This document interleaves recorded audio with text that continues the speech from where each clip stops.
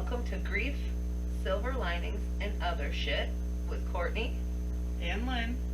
where we are dedicated to healing ourselves, encouraging growth, and giving those without a voice a platform to be heard. Please like, share, and subscribe if you enjoy our show. Now let's get to the next episode. Welcome to today's episode. We're super excited for our special guest, one of our favorite girls in the world, and she is in the legal business, an attorney, so she has some professional knowledge, and since this is Domestic Violence Awareness Month, that's kind of the topic that we're talking about, and she's going to give some advice and some resources maybe on people that are maybe not in a great relationship and ways to get help. Emily Calabrese. Awesome, thank you. Hi, thanks for having me. I feel so fancy being here. It's kind of weird. Oh, welcome to the new studio. Right, it's great. So It's we're lovely. really excited that she gets to be here for the first episode, the other side of my basement. We needed a little bit more space. We were on that bench before, and when we had a guest, we bring a chair in, and it just felt cramped. Sure, I can see So, that. it's way more comfy. Yes, So- it's very comfy. Yes. So, welcome. Thank you. So, like Courtney said, I am an attorney. I have worked with domestic violence survivors for most of my career as an attorney in some capacity. And so I think the first thing that I kind of want to say, just throwing it out there, setting the tone, I will refer to survivors as women and batterers as men because statistically that's who I'm talking to. However, I do want to mention that domestic violence does happen to men. There are survivors who are men, and there are also same-sex couples. We were reading up on that. Yeah, and so there's just different dynamics. And so Right. I don't have much experience with the dynamics of domestic violence in same-sex couples, and so I'm really focused on, in a case, that's my experience is, in a case where the woman is the Hetero. survivor, Yeah. yep, and the man is the batterer, and statistically that's But I think that's also based on what's more commonly reported, too. exactly. Men on men violence Yep. isn't going to be reported. A woman abusing a man isn't going to be as reported. And really, that's women are who needs our help. And I bet that same-sex relationships with women on women can be quite tumultuous as well. As far as verbal control and all of that. Yes, and there's also the dynamic of outing one another that comes into play, Right, where yeah. one partner is out and the other is Right. not, and so there's just dynamics Yeah. that I just don't have Right, personal there's a lot experience or going- knowledge yeah. about, but I wanna put that out there because I think it's important to acknowledge that out the gate, who I'm experienced with working Right. with and in what the dynamics And are. what our experience is as far as who we're exposed to, as far as who's a Right. victim Right. And in so, our world. Right, and so I Yeah. say that, and I will say the resources, anybody can call the resources that I have and navigate through and figure out what's best for them. But I do want to just mention that before I get into We some... encourage all people who are being abused to stand up for themselves and seek out help and Right, look for options. This is Right. applicable to everybody. right. And so, so I think one of the other statistics that always sticks out in my mind is that it takes on average a survivor to 7 times to leave an abusive relationship. And so that's varying levels of, did I pack a bag and try to leave? Did I go stay the night at my mom's? Did I file paperwork for a divorce? There's varying levels, but, I think survivors identified on average 7 times before they actually leave. And so I put that out there because not only for people who are in a relationship that's abusive, but really, if you're in that position and you try to leave and you don't, it's okay. Maybe now's not the time for you, or you have other things to consider. And so I say that for people who are trying to leave and just can't get there, that it's normal. Well, and when you're leaving is the most dangerous time. Absolutely. So you have to be aware of your steps and aware of what you're doing because that's Yes. when you're the most in danger. Right. And as a survivor, you know your situation the best. You know your batterer the best. So it's really easy for your mom to say, you got to get out, but you know when it's going to be the right time Right. and not the right time. And so you just have to trust your instincts and go with that. And I also say that for people who are allies of survivors, like, it's not just that easy. Like, you can't just say get out and expect somebody to get out. You have to help them plot. Yes. So there's safety planning is the formal term. Plotting is another good word. Plotting and scheming. I have a coworker, and that's what she calls secret meetings, plotting and scheming, safety planning. And so that might be, you know, you're packing a bag with your most important documents, your kids' most important documents. You have it all in one place. You're stashing away some money that you can, maybe an extra cell phone. So different, you know, different options there, but you know, you kind of have to take the steps that you can take.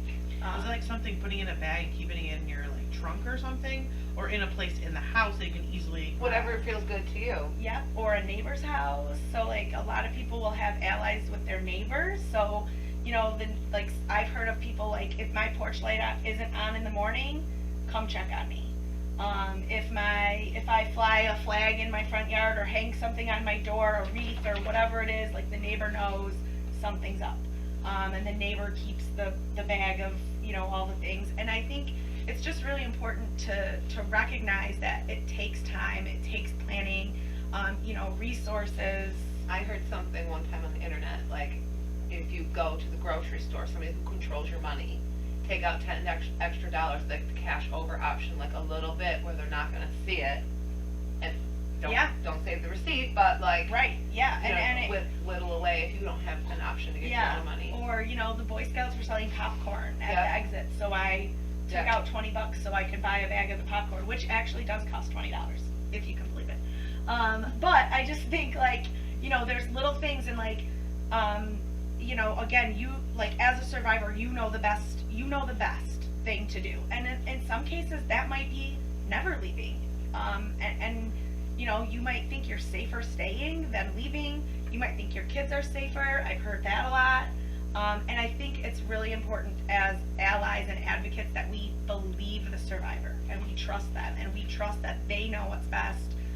Because that really just, I mean, you know, you heard the statistic, it takes an average of 7 times. It's the most dangerous when you're trying to leave. Like, it's not as easy as just telling somebody, get out. So people need to understand that, because when you're expecting survivors to be the ones ending abuse, you're going to be met with disappointment after disappointment, because that's just not how the dynamics of domestic violence work. So, and then I also think important to point out, of course, like, domestic violence affects everybody of all socioeconomic backgrounds, races, genders, you know, you name it. Like, any domestic violence can happen to anybody.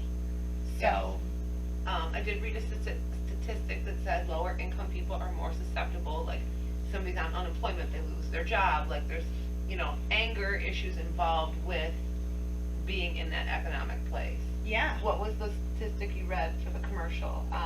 the Spanish women, Spanish women they had like a 700% calling for resources, like on the phone. increase of people trying to find out what to do with, you know, 700% in the first 2 weeks of April 2020.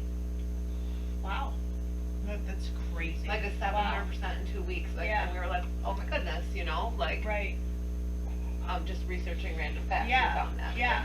Yeah. And so I think another thing I want to just kind of put out there is, I think in the 80s, a doctor, Jackie Campbell, she did a study that kind of pulled out factors. They're called lethality factors, where if they're present in the abusive relationship, you have a higher risk of homicide. And so, so whenever I'm talking to clients who are survivors and who have these factors, I'd like to make them aware of those factors, because I think How do I not know these factors? yes. So I think it's crazy that since the 80s we've known that there's factors, and there's been other studies too, confirming factors, bringing in new factors. Right. So, you know, I think if, you know, I just think it's important to know, because I think people who are in an abusive situation should know those factors to be able to assess I their think risk. everybody should, just Yes.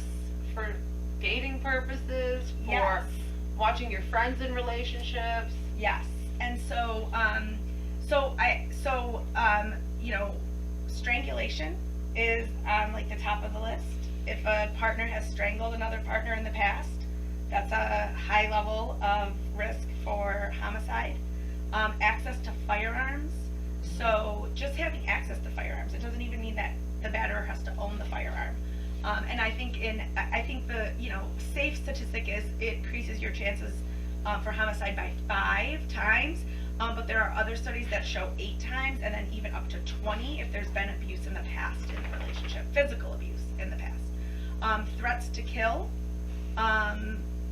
threats to kill yourself as a batterer. All of that is, you know, really is a lethality factor and puts you at risk. I mean, there's other things in it having to do with mental health and substance abuse. Substance abuse has to be for a certain amount of time before it actually becomes a lethality factor. I think those are the factors that have been present in relationships that I have counseled on. So I think those are the factors that like stick out in my brain, but there's a whole list of them, and you can get them if you go to dangerassessment.org. They're on there. And you know, it helps, it's supposed to help first responders assess situations when they get called out on domestic violence calls. I'm checking every one of your relationships. Yeah. Yes. Okay, so let me just side note that she intimately knows our story. I Yes. probably mentioned her in an episode before. I definitely know episode 1. I was mentioned. I got a You shout were. out. I did. So, I wasn't aware that like the intent to kill yourself increased your partner's vulnerability of being murdered. Yeah.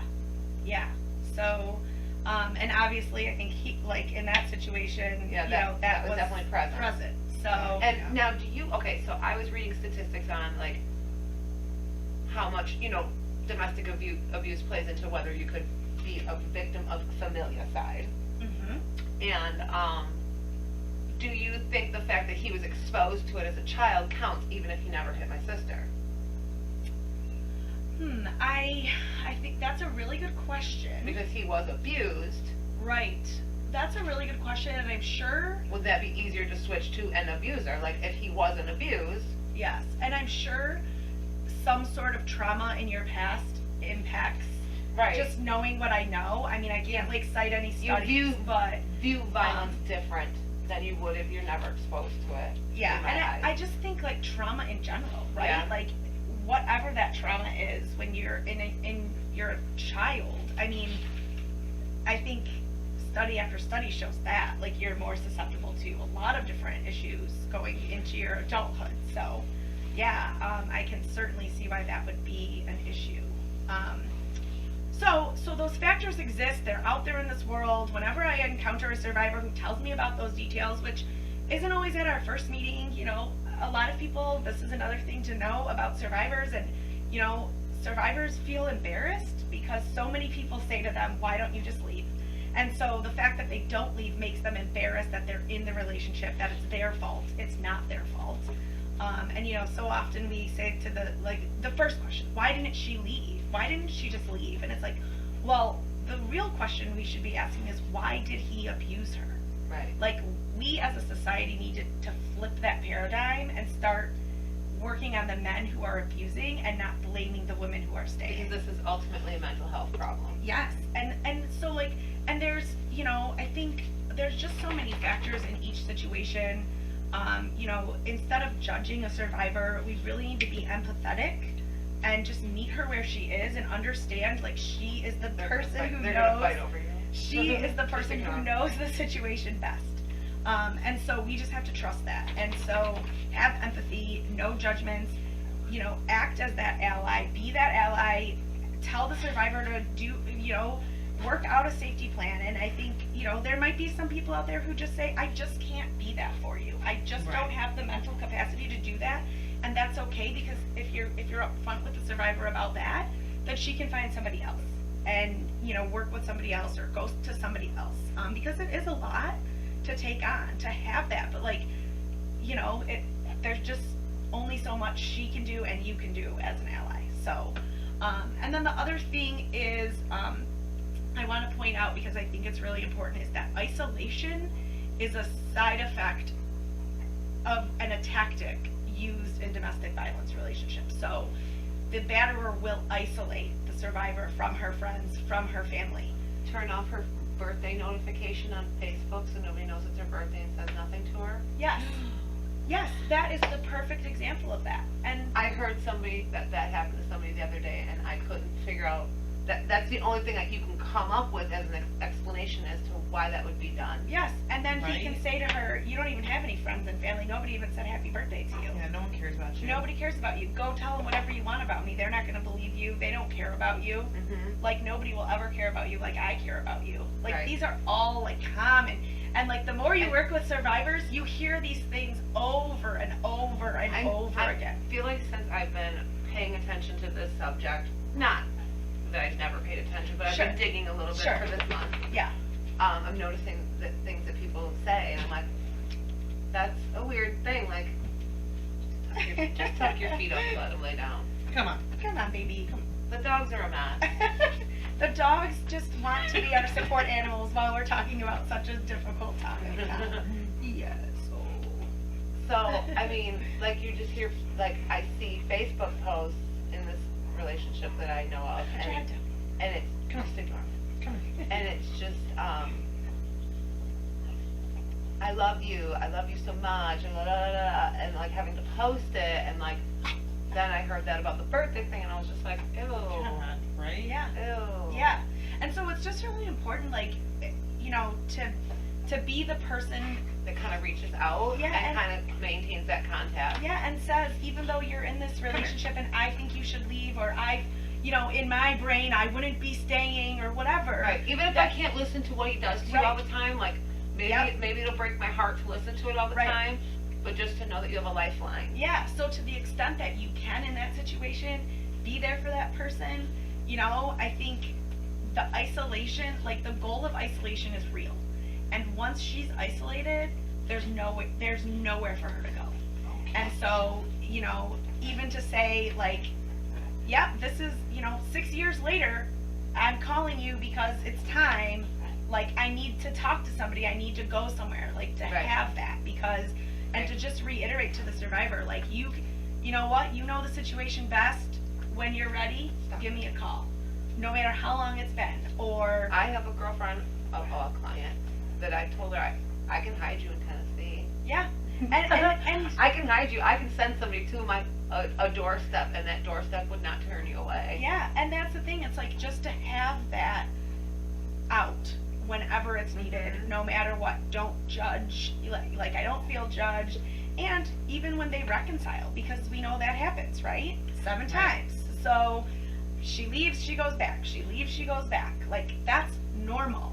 And that's okay. And I'm not judging you for that. In the situation that I know of, she could tell she was losing when it came to custody of her kid. Yeah. And that is a very real, like, that is a legitimate And so she concern. backtracked. And that's probably the number one reason. It's kids and pets. And I think so many people don't, in your brain you think, oh, but he's terrible, he would never get those kids. Oh yes, he would, because in court he looks like the person who has it all together, charming, She's crazy. calm, and she is on the verge of losing her kids. So she's losing her shit. Yes, because I don't know a single thing in this world that could make me crazier than that. Right? Right? And Right. like, so of course I'm worried about losing my kids. He's got nothing to lose. Right, everything he has is walking away. Yep. And I will say, there have been times where I have said to people, listen, if you think this is how it's gonna go, Go back. what are you gonna do? I don't blame you. And it's like, the court system is supposed to help you. It doesn't always. I'll be the first person to admit that, and I think the court system tries to do its best, but I've seen it. I've seen it happen where, my clients, I mean, they've been in relationships where they've been manipulated and controlled and abused, and so, it's just one little thing after another that is just too much. And so, it all adds up, and it's unfortunate, but I think for the most part, the justice system tries to get it right. But always. But the dynamics of domestic violence, if you have a judge or a referee who doesn't really understand what's going on, you know, it's harder for them to make the right decision in the case. And keep in mind, these judges and referees are, you know, they're hearing your case in 20 minutes most, you know, Right. so they're trying to unpack this immensely complex dynamic of domestic violence in 20 minutes. And it's not always possible. Luckily So- for the girl I know, she, part of his isolation tactic was taking her to across the state. And luckily, when he had the cops call him by the neighbor who didn't want to, you know, not press charges or something, the neighbor was like, no. Right. Those judges and prosecutors and stuff didn't know him and his family and his money on this side of town, or on this side of the state. So Yeah. luckily, that's what got him put in jail. Yeah. Was he isolated her, but took himself out of his protective bubble. Right. Yeah, so I mean, it's unfortunate, the situation is unfortunate, but fortunate that, Right. you know, Yeah. there was people to Yeah. take action here that, you She's know, out- couldn't be yeah. charmed out of the situation. Like, Right. I mean, we saw it with Gabby Petito, right? Like, Mhm. oh yeah, she's having a mental breakdown, Yeah. and it's her like, little blog. yeah, you're leaving her in the middle of nowhere and telling her you're leaving. Like, yeah, like, you know, and He gaslit the cops by lying to yes, them. and that's a really, like, very common scenario. She's crazy, I'm cool, I'm calm, I'm collected. This is just her mental health. And it's just so much more than that. And Have you ever had anybody successfully use like audio recording to catch the gaslighting before she's crazy? So I will say from my personal perspective, because I've been working with survivors for so long, when I hear the same, I mean, it's the same, they tell Right. me the same thing over and over, so like, people will say, I have this recorded, and I'll be like, you know, I believe you. Like, Right, you but- don't need, I don't have to hear this. But like, In court, I will say that it gets a little dicey because usually when you bring out the audio recording, the court has already, like, I'm done with this case, like, I can't hear any more about this, and you want to now play me an audio recording. So I do suggest, like, typing up a transcript of any audio recordings because it's much faster to, like, read through that, especially the parts that are, like, very, very gripping or very telling about the situation. Like, I would always use the transcript before I actually try to play the recording. Also, some courts still don't let you bring in different devices. So you might have that recorded on your cell phone, but you can't bring in a cell phone, you know? Oh, So, okay. like, things like that. So I would always recommend using the transcript just because I think, unless you're going to a trial, because at a trial you can take as long as you want, but Right. that doesn't take place for months and months and months. Right. So your first impression on the court, when you have 20 minutes to get, like, a temporary custody order, you know, you're probably not going to have the opportunity to play that audio recording. So if there's parts in there that you want, like, type it up and submit it as your motion. Like, put it as an exhibit to your motion and say, you know, this is a transcript of a conversation that we had. okay. Threatened to kill me, threatened to take my kids from me, because they do that too. Like, you'll never see your kids again if you leave me. And, you know, Does the court consider that a threat? yes, and I think different judges or referees will interpret it differently, like, Yeah. the extent of the severity of the threat, I guess I'll say. So, you know, and I think it's just something that happens so often, that it's really, like, you know, you really need to pull out the most, like, obvious threats. You don't want them to be interpreted some other way. Yes. So, so that's what I would say about that. But I will say the entire country has legal aid programs available, for low-income people, and most of the time domestic violence survivors too. So if you wanted to find resources for a legal aid organization to talk to an attorney, get some legal advice, or get pointed to domestic violence resources, because I know sometimes if your computer is being tracked, it might be easier for you to say, oh, I went on this website to find some legal advice about my dad's estate, or will, or my own will, or whatever. So it might be easier for you to get connected to a legal aid organization first instead of searching on the internet for domestic violence resources. Right. So you can always go to lsc.gov, and that will LSD. LSC. So it stands for Legal Services Corporation.gov. And that will, there's a drop down menu, and you can kind of navigate like where you're located and search for legal aid programs in the area. And then there's the National Domestic Violence Awareness phone number, which I don't have memorized, but let me tell you, I have it on my phone. I can drop it in the description too. Yes, Courtney will drop it in the description. It's 1-800, I should have this memorized, 1-800-799-SAFE. So 1-800-799-7233. And so that's, and a lot of those organizations will also, if you're on their website, have like the exit quickly button. So like you can exit the site really quickly if somebody comes in or sees you. So like, look for that, on websites. Know where the drop off button is, where you can just close that site down if you're being watched. Yep, and it's usually like a banner at the top, and it says like, exit this site quickly. And then you can click it, and then it'll, like, I know the one in Turning Point in Macomb County, like, you close it and it pops up like a bunch of ads. Like, it's pretty cool. And so, I think there's a lot of people out there who, at the domestic violence shelters and community agencies that will help safety plan, help with finding resources,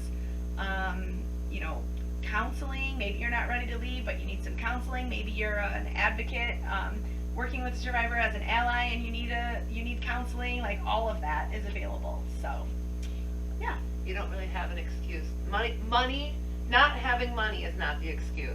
Right. Right. There's sources out there for everybody. Yes, and as long as it's safe to get in touch with those resources, there is money. There is have your out safe there. person call and get the information, and just pass it to you in paper.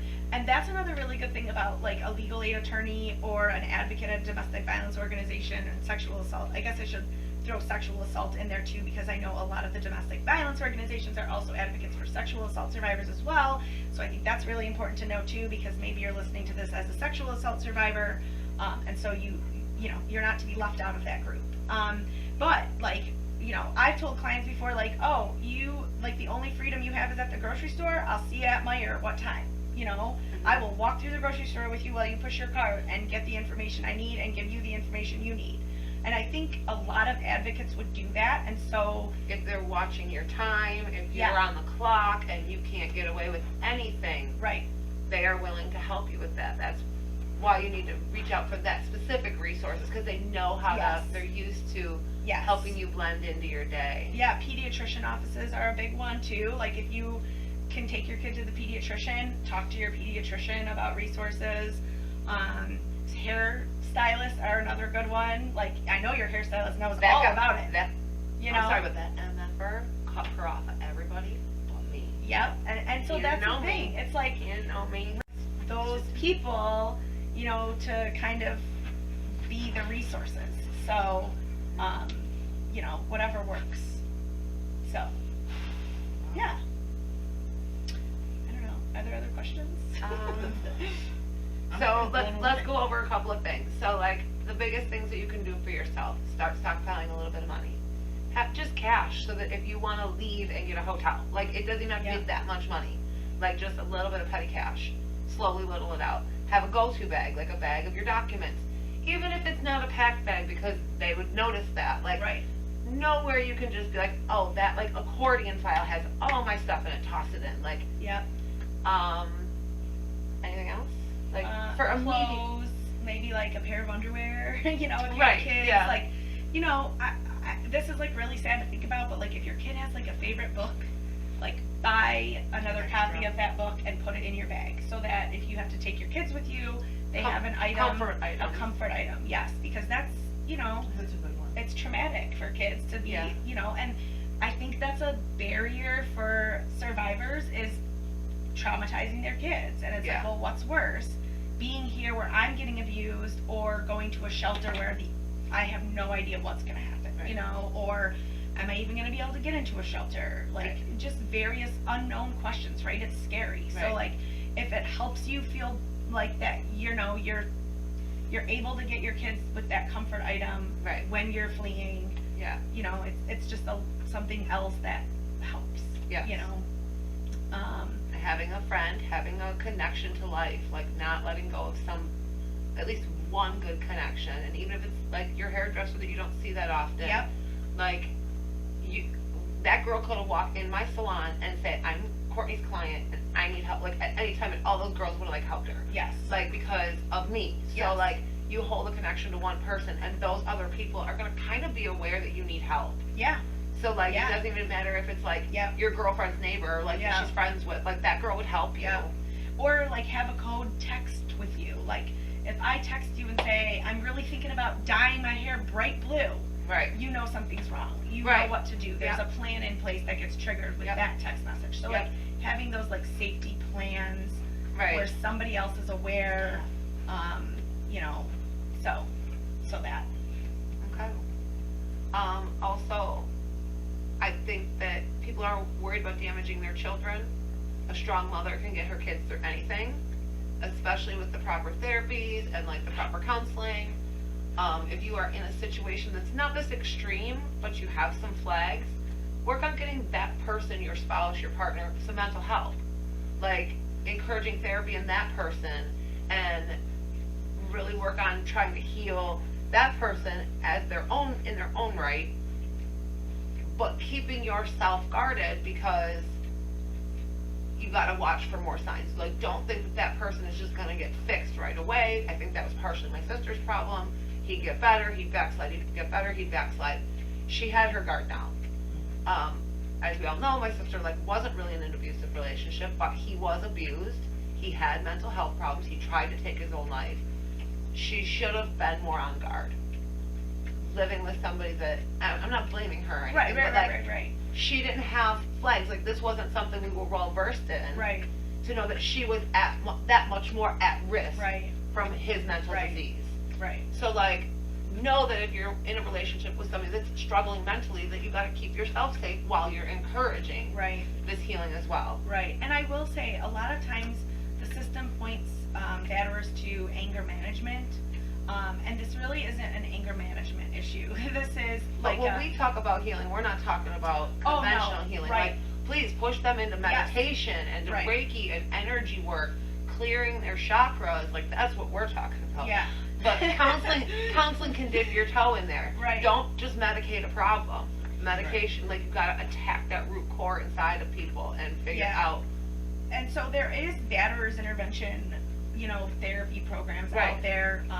But that's really like, if that's the route that, you know, it's hard to get a batterer to be like, oh yeah, Right. that sounds exactly like what I would need. You Right, know? but if you can Oh, put you're it right. on- I need to but go I work think on that you're like, myself. you are sad because your mom died when you were young, or you know what I mean? Like, if Right. you can find a way to get them into something. Yeah, I mean, into something. Yeah. And, you know, it's really like a rewiring of like that power and control that you feel Right. entitled to have over Right. over your And I'm talking about like young relationships Yeah. that are like, you know, oh, he's got some of the signs, like say some of the Right. signs that she said, like, it's not always a lost cause. This isn't like a cut and dry. There's no freaking Right. way to tell. Right. And So- there are successful people who have completed batterers intervention programs. You know, so there is Sometimes that support also for that. involves drug abuse, alcohol abuse, so you get A lot. sober and you stop.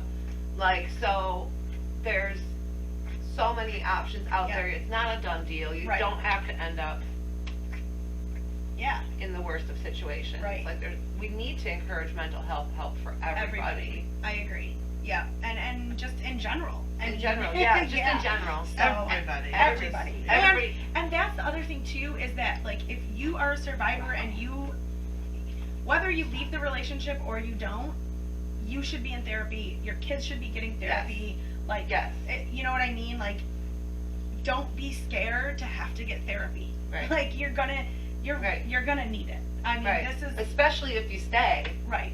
Yeah. Like, the longer you stay, the more you need it. Yep. Just to keep yourself sane and to raise some strong kids. Yeah. And Yeah.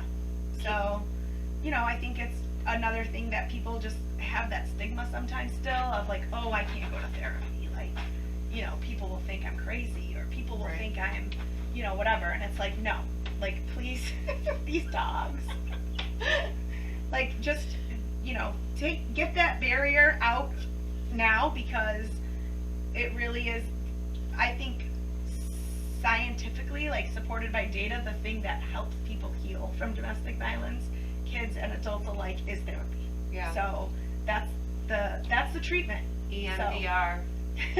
So, EMDR. yeah. So I found my therapist on psychologytoday.com. Mhm. You can peruse them. I've mentioned this before. You can look at people's profiles. They say what insurances they carry or keep, you know, what kind of cash options they have, what therapies they offer.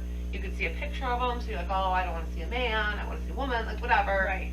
You can kind of, and I feel like that's a great way to kind of preview people. Yeah. And domestic violence shelters and organizations should have counseling Access and to therapy that on too. site. Yep. Or More special- recommendations. Yes. So, yes.